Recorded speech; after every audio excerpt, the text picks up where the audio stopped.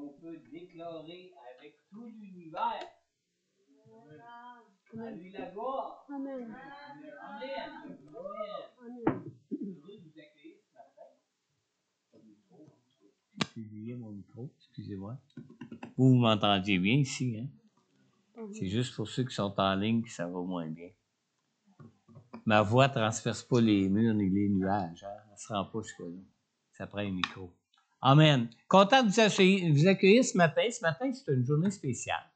Une journée où on va assister à des baptêmes d'eau de personnes qui ont choisi de passer par les eaux du baptême en Jésus. On a ce matin Guillaume qui a choisi de passer par les eaux du baptême en Jésus. On a ce matin Mario qui a choisi de passer par les eaux du baptême en Jésus. On a ce matin Christine, qui a choisi de passer par les eaux du baptême en Jésus. Est-ce que... On a aussi Patrick qui a choisi de passer par les eaux du baptême en Jésus. Et on peut dire à Dieu, gloire à Dieu. Amen. Il y a de la joie ici ce matin. Amen. Amen. Mais avant de passer au baptême d'eau, juste simplement vous dire qu'on va prendre un temps de parole ce matin, dans la parole de Dieu, particulièrement pour nous parler de cet engagement que nous faisons quand nous passons à travers les eaux du baptême. Alors, je vais vous inviter tout de suite à tourner avec moi dans 1 Pierre. On va lire le chapitre 3. On va lire à partir du verset 20 jusqu'au verset 22. 1 Pierre, chapitre 3.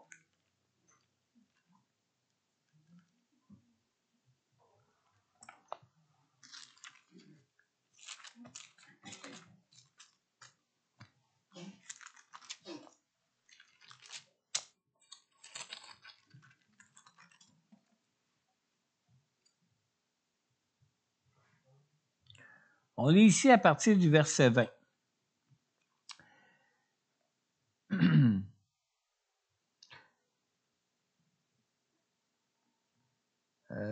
Excusez, je vais trouver ma ligne. OK.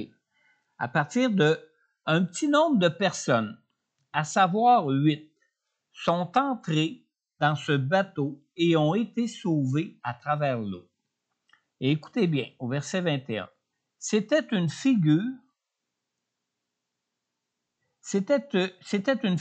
Nous aussi, maintenant, nous sommes sauvés par un baptême qui ne consiste pas dans la purification d'une impureté physique, mais dans l'engagement d'une bonne conscience envers Dieu.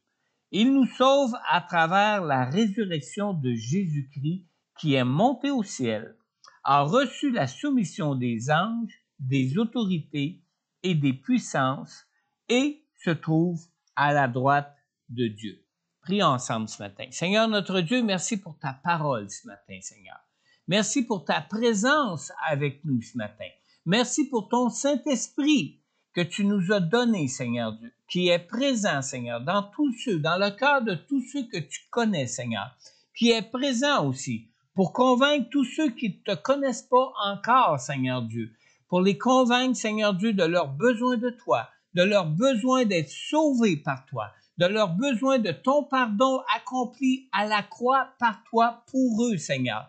Que ton Saint-Esprit ainsi ce matin, Seigneur Dieu, nous enseigne, nous dans nos cœurs, et enseigne tous ceux qui ne te connaissent pas encore, Seigneur Dieu, de ta parole, Seigneur, ta parole qui est la parole de grâce qui peut nous sauver, Seigneur, la parole de grâce qui nous invite à Jésus pour être sauvés par lui, Seigneur Dieu, afin que l'on puisse te connaître, toi, le seul vrai Dieu, afin que l'on puisse connaître la vie que toi seul tu peux donner, Seigneur Dieu, pour notre vie présente maintenant comme pour la vie éternelle à venir, Seigneur.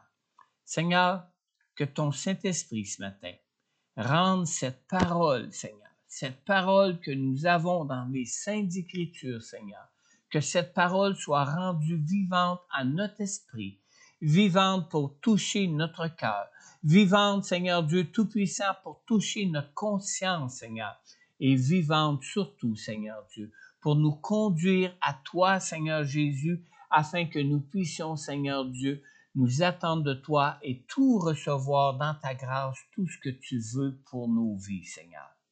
Père, agis maintenant, Seigneur, car tu es le Dieu qui veut sauver tous les hommes, car tu es le Dieu qui a donné son Fils afin que tous les hommes puissent être sauvés.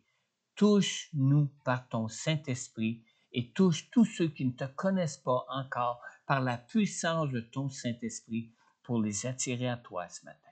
En ton nom, Jésus, j'ai prié. Amen. Amen. Alléluia. J'ai intitulé mon message « L'engagement de notre conscience ». On vient de lire dans 1 Pierre au chapitre 3, dans le verset 20 et 21, qu'un petit nombre de personnes sont entrées dans ce bateau et ont été sauvées à travers l'eau. Et ça nous dit que c'était une figure. Et ça nous dit aussi que nous aussi maintenant, nous sommes sauvés par un baptême qui ne consiste pas dans la purification d'une impureté physique, mais dans l'engagement d'une bonne conscience envers Dieu. Si le fait d'être baptisé dans l'eau nous laverait de quelque impureté physique, on pourrait juste se baigner chez nous dans notre bain puis ça serait fini. Quand on choisit de se faire baptiser en Jésus, ce qui nous sauve, c'est que par ce geste, nous nous engageons dans une bonne conscience envers Dieu pour nos vies. Le baptême d'eau, c'est pas ça qui nous sauve. C'est pas le fait de vous plonger dans l'eau comme tel qui nous sauve. Mais c'est vraiment l'engagement qu'il représente et qui nous donne accès à la grâce que Dieu nous offre en Jésus qui, lui, nous sauve. Ce n'est pas le baptême d'eau en Jésus qui lave nos péchés. Le baptême d'eau n'est qu'une représentation seulement de la purification de nos péchés que Jésus a accompli à la croix pour nous, pour qu'on puisse être spirituellement en communion avec Dieu, avec le Dieu qui est saint. On vient de lire dans 1 Pierre, au chapitre 3 toujours, dans le verset 21, que nous sommes sauvés par un baptême qui ne consiste pas dans la purification d'une impureté physique. Alors, ça concerne notre âme, ça concerne notre cœur, ça concerne notre esprit, ça concerne notre personne en tant que créature de Dieu qui avons été créés corps, âme et esprit. Le baptême d'eau est un témoignage de notre engagement envers Dieu, envers Jésus, de marcher par la foi avec une conscience pure devant Dieu. Comme on vient de le lire, toujours dans 1 Pierre 3, 21, qui dit que c'est l'engagement d'une bonne conscience envers Dieu.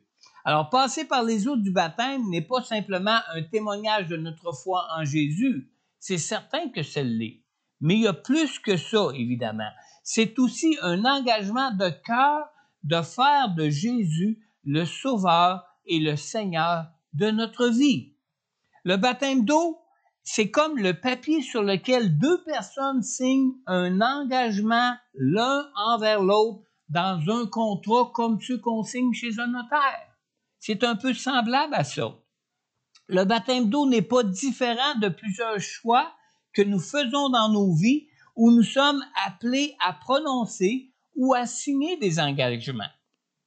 D'ailleurs, le mot qui est utilisé ici dans ce passage, dans 1 Pierre 3, 21, pour décrire le baptême d'eau, est le même mot que celui qui était utilisé pour désigner le serment de l'engagement des soldats romains à l'époque du Nouveau Testament. C'est le même mot qui est utilisé. Et la vie de nos jours nous offre beaucoup d'exemples d'engagement de ce genre, d'engagement du même genre que l'engagement qu'on fait en passant par le baptême d'eau. Par exemple, celui que le soldat fait volontairement lorsqu'il joint les rangs de l'armée. Il fait un engagement pour sa vie face à l'armée. Et aussi, par exemple, l'engagement que se font deux amoureux lors de leur fiançailles, qui d'ailleurs se dit en anglais engagement. Hein? C'est le même mot qu'on a même en anglais qui parle d'un engagement. Et c'est un engagement aussi semblable aux vœux que les nouveaux mariés prononcent l'un envers l'autre dans la célébration de leur mariage et qui sont scellés par la signature de témoins dans un contrat comme témoin de leur engagement. Amen. Alfred Cohen, je ne sais pas comment on le dit, je ne l'ai jamais entendu prononcer par quelqu'un ce nom-là. Dans son livre « Le baptême hier et aujourd'hui », dit de l'engagement du baptême que, écoutez bien, il dit que c'est l'action de se lier par une promesse. C'est une convention qui nous fait entrer dans un état où l'on n'est plus aussi libre qu'auparavant.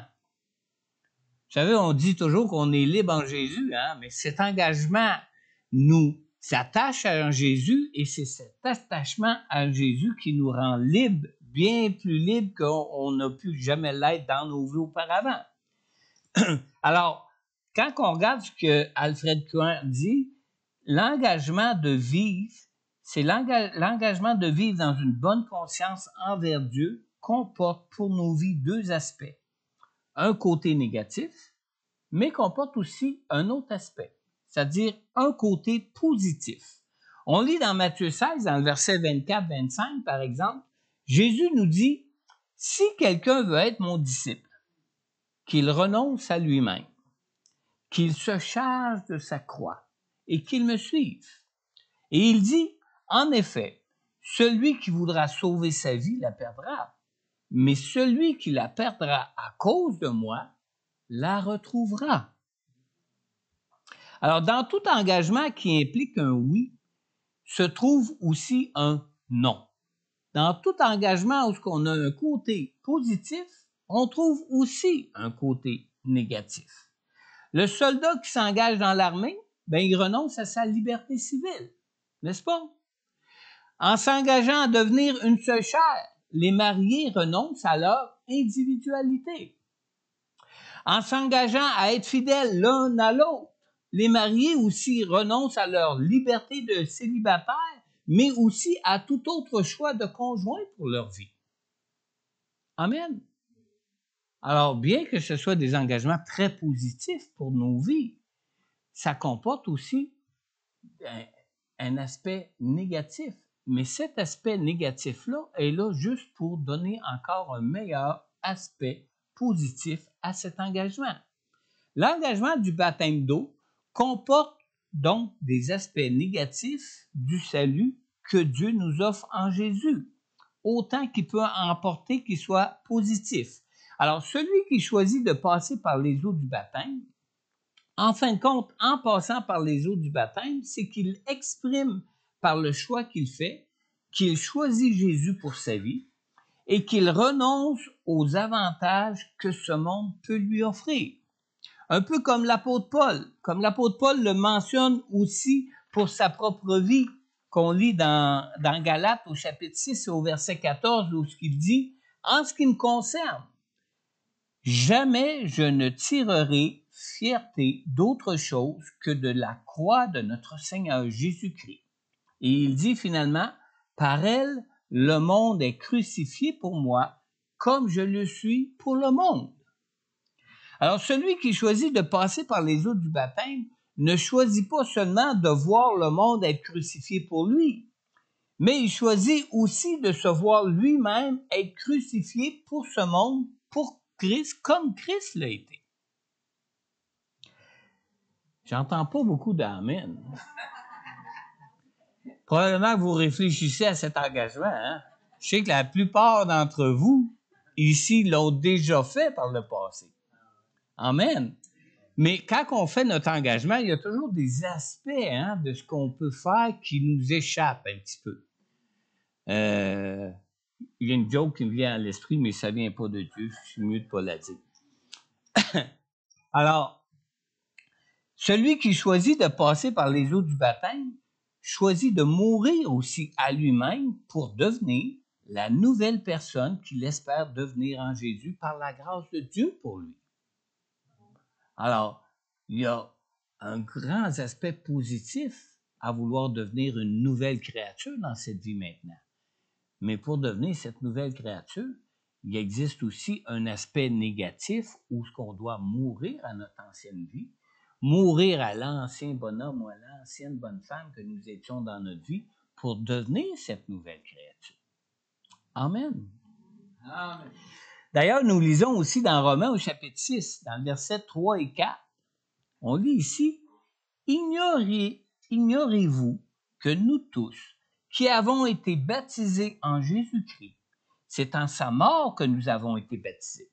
Par le baptême en sa mort, nous avons donc été ensevelis avec lui, afin que comme Christ est ressuscité par la gloire du Père, de même, nous aussi, nous menions une vie nouvelle en lui. » Amen. Mais maintenant, là, la grande question à 100 piastres. Maintenant, qu'est-ce que ça signifie l'engagement d'avoir une bonne conscience envers Dieu pour nos vies maintenant? Qu'est-ce que ça signifie? La première chose qui engage le croyant à se repentir pour ses disciples, c'est la conviction du Saint-Esprit, n'est-ce pas?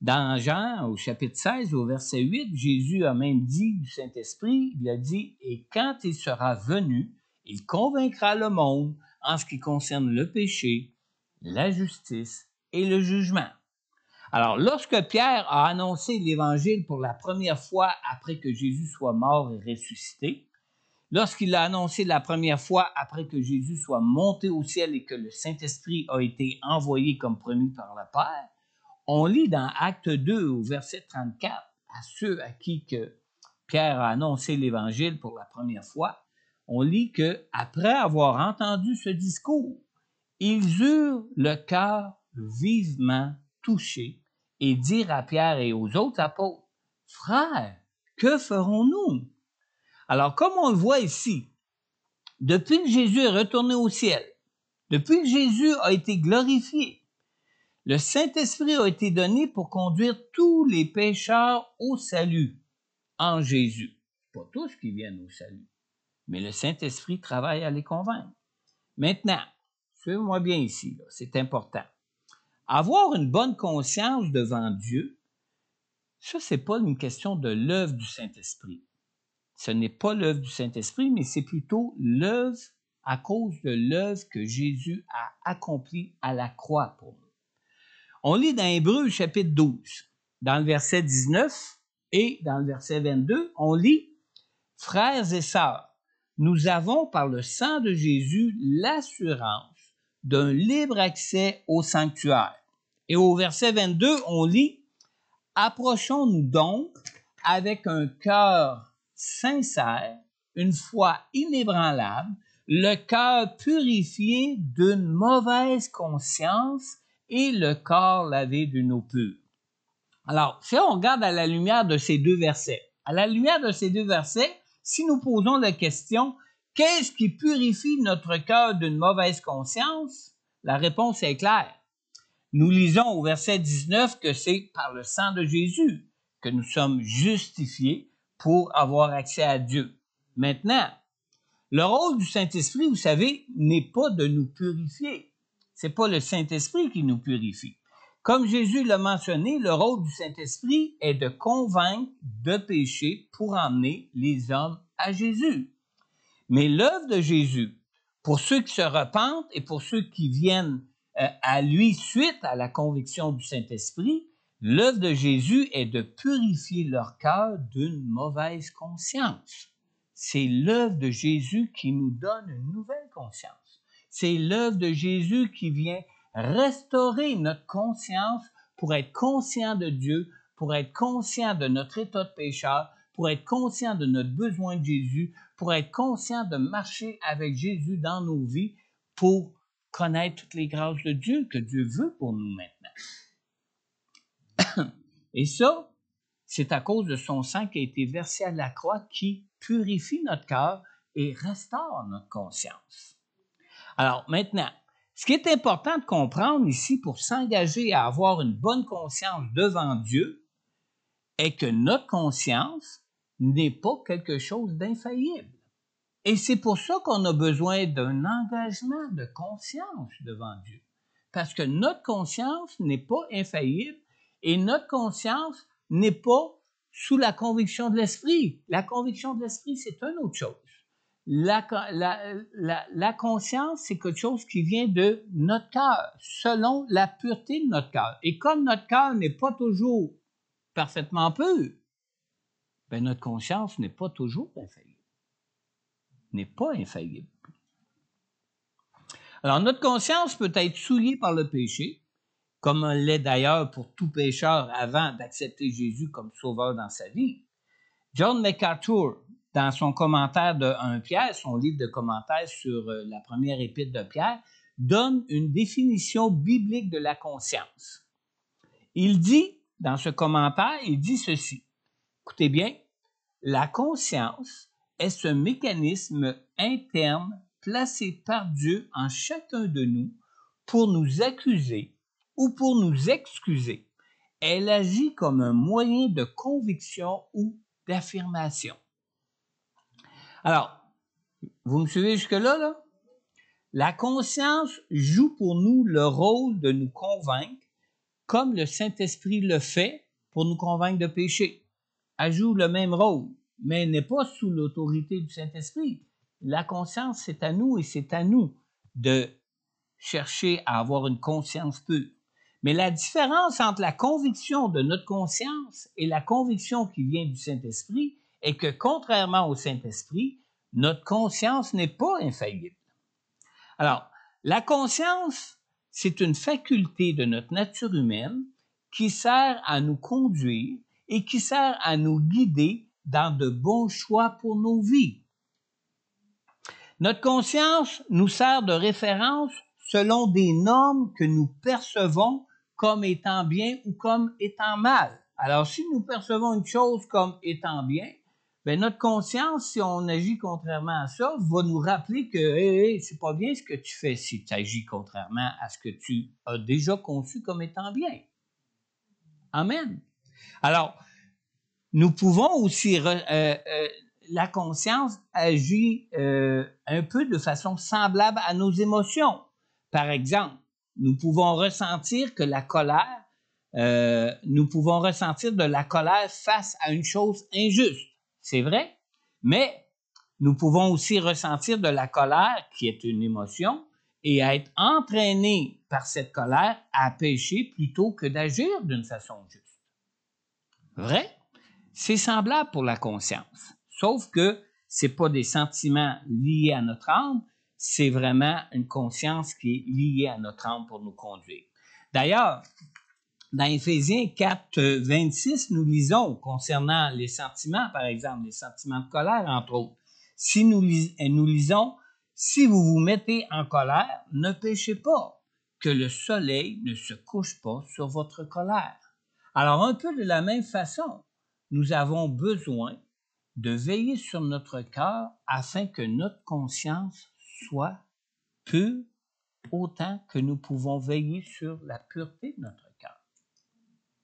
Alors, bien que, comme pour nos sentiments, notre conscience nous a été donnée pour bien nous conduire dans nos vies, notre conscience n'est pas infaillible. Et puisque toute l'humanité a été affectée par le péché, les notions de bien et de mal de notre conscience sont aussi affectées par le péché. Lorsque notre conscience est souillée par le péché, elle peut donc excuser les mauvais choix que nous pouvons faire, même si ça peut être des choix que Dieu condamne. Elle peut peut-être les excuser.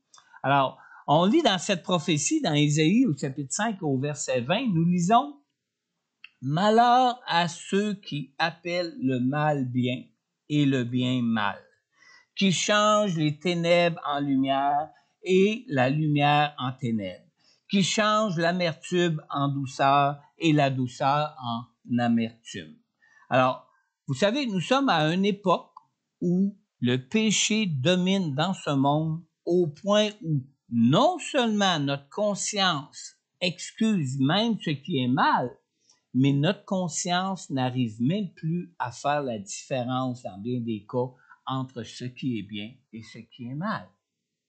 Vous savez, c'est pas parce que nos gouvernements, que les lois que passent nos gouvernements permettent certaines choses que ces choses-là sont bien aux yeux de Dieu. On est tous conscients de ça, hein?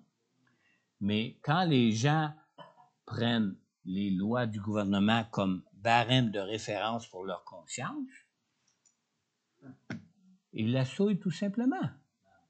Nous avons besoin d'un nouveau barème de référence pour notre conscience, pas n'importe quel barème de référence. Si on veut s'engager d'une bonne conscience devant Dieu, le barème de référence pour notre conscience que nous devons choisir est celui de la parole de Dieu qui peut sanctifier nos cœurs, purifier nos cœurs et par le même coup purifier notre conscience et restaurer notre conscience selon la sainteté de Dieu et non pas selon les comportements de ce monde pécheur.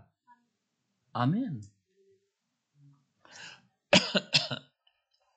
Alors, nous sommes à une époque où le péché domine dans ce monde, au point où non seulement notre conscience excuse même ce qui est mal, mais notre conscience n'arrive même plus à faire la différence entre ce qui est bien et entre ce qui est mal. Et l'apôtre Paul même explique à un jeune pasteur une chose que nous avons tous besoin de comprendre dans nos vies. On lit dans Tite, au chapitre 1, au verset 15, nous lisons « Tout est pur pour ceux qui sont purs, mais rien n'est pur pour ceux qui sont souillés et incrédules. Bien plus, leur intelligence et leur conscience sont souillées. » Alors, nous avons besoin vraiment d'avoir un cœur pur pour avoir une conscience pure. Pour avoir une bonne conscience devant Dieu pour nos vies, nous devons avoir des cœurs purs. On a lu tantôt dans Hébreux 12, 22, « Approchons-nous donc de Dieu avec un cœur sincère, une foi inébranlable, le cœur purifié d'une mauvaise conscience et le corps lavé d'une eau pure. » Alors, si nous voulons tenir notre engagement d'avoir une bonne conscience devant Dieu, nous devons nous garder en Jésus pour purifier nos cœurs. Le sang de Jésus sacrifié à la croix pour notre pardon est la seule chose qui peut rendre purs nos cœurs pour avoir une bonne conscience devant Dieu. Et une bonne conscience devant Dieu ne peut venir autrement que d'un cœur pur. Et un cœur pur ne peut venir autrement que par la foi en Jésus, dans une communion personnelle avec Jésus, dans une communion qui va être constante, dans une communion personnelle et étroite avec lui, par le Saint-Esprit. Amen. Par le Saint-Esprit. On lit dans Actes 4, 12.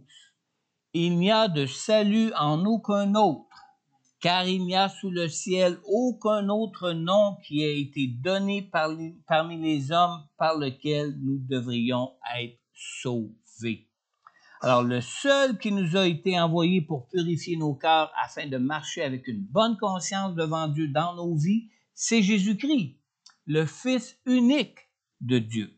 Et c'est en Jésus que, par le Saint-Esprit, que chaque jour nous pouvons être purifiés dans nos cœurs. En nous nourrissant de sa parole, qui est la vérité, Jésus est le seul qui, par le Saint-Esprit, peut purifier nos cœurs. Et sans la foi en Jésus, pour nous nourrir de sa parole, même avec la meilleure volonté du monde, il nous serait impossible de nous engager à avoir une bonne conscience devant Dieu dans nos vies. Amen.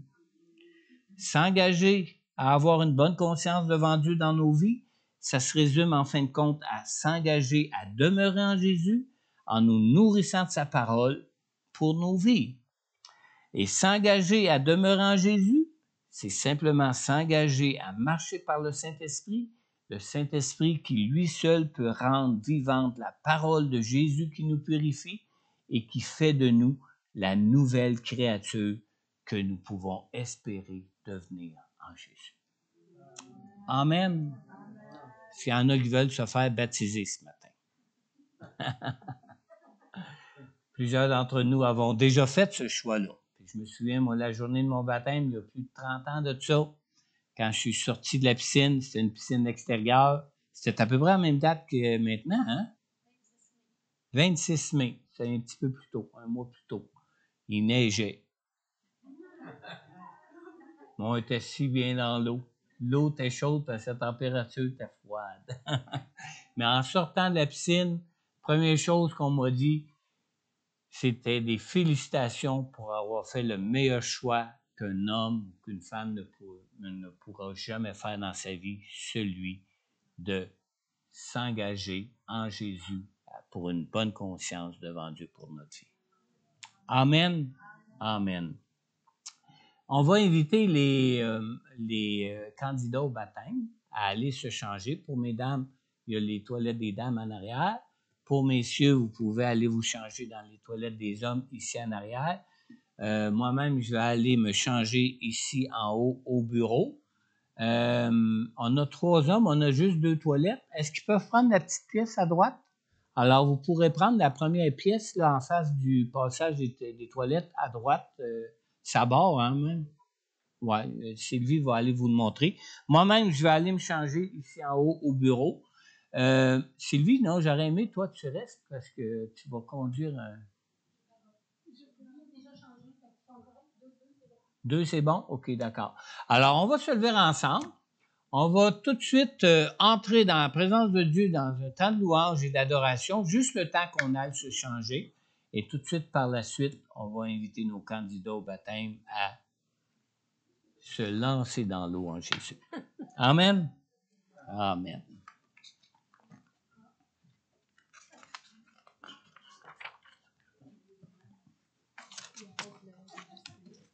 Pardon?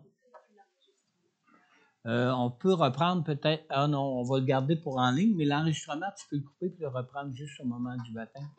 D'accord? En ligne, ils peuvent rester live en attendant, il n'y a pas de problème. D'accord. Jean, on revient. Il ne sera pas là.